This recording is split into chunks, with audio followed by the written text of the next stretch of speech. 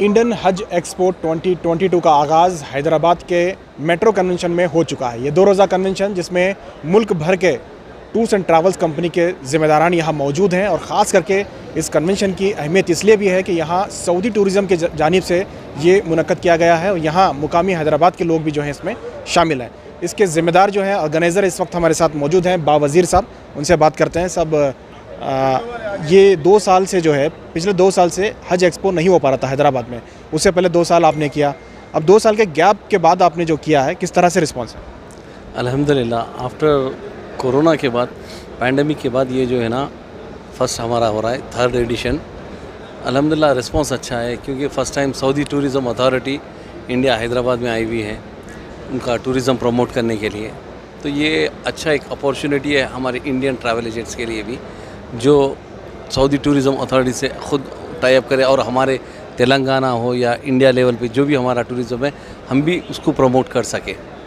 बावज़ीर साहब, सबसे बड़ा मसला इन दिनों जो है फ्रॉड का हो रहा है। बहुत सारे लोग हज और उम्रा को ले जाने के लिए कम कीमत में बुकिंग कर लेते हैं और फिर वो फ़रार हो जाते हैं। इस मसले को कैसे हल किया जा सकता है? इसका अभी सऊदी गवर्नमेंट जो है ना जिस तरह कर रही है कि हर चीज़ ट्रांसपेरेंट है, सिस्टम से डाल के जब तक कि हम BRN यानी बुकिंग रेफरेंस नंबर जब तक नहीं निकालेंगे, होटल्स का हो या ट्रांसपोर्टेशन का हो, वीज़ा नहीं हो रहा। तो तकरीबन अब आम पब्लिक भी यही उनको पता चल गया कि जब तक कि हमारे हाथ में वीज़ा नहीं आएगा हम तब तक जो है ना पेमेंट पूरा कंप्लीट पेमेंट नहीं करेंगे।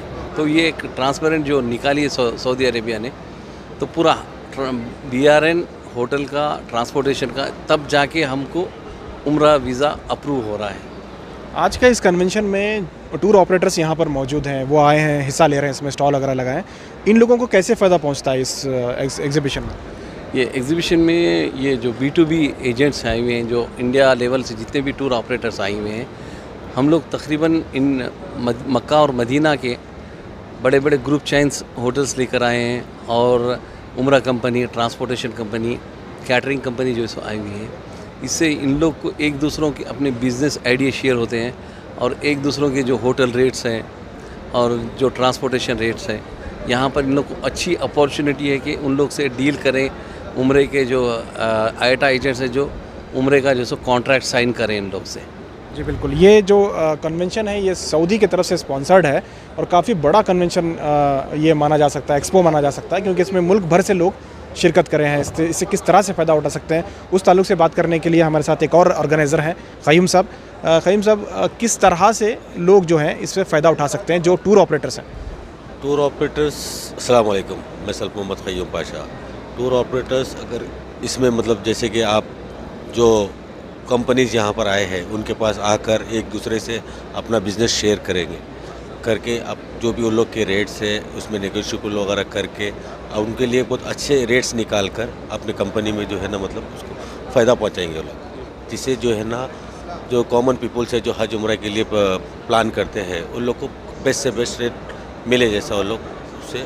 अच्छा, ये जो आपका एक्सपो है ये हर साल आप हैदराबाद में करते हैं, क्या ये मुल्क के दूसरे हिस्सों में भी किया जा सकता है? बेंगलुरु है, मुंबई है, दिल्ली है? हमारा प्लान इंशाल्लाह बॉम्बे का है, देखेंगे इंशाल्लाह। अभी एक अपकमिंग ईयर में we are planning for Bombay, then उसके बाद इंशाल्लाह बेंगलुरु भी कोशिश करेंगे।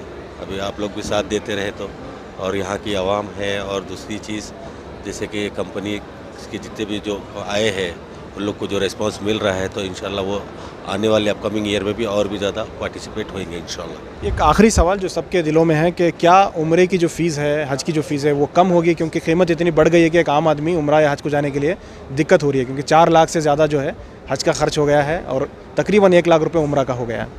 इसके लिए तो पूरी कोशिश कर रहे हैं, जैसे कि अपने तेलंगाना गवर्नमेंट है और जैसे आपकी कर्नाटक गवर्नमेंट है, सब लोग वो हिसाब से प्लान करके ही जो है ना कोशिश यही कर रहे हैं कि भाई हज और उम्रा एक मुख्तसर रेट में हो।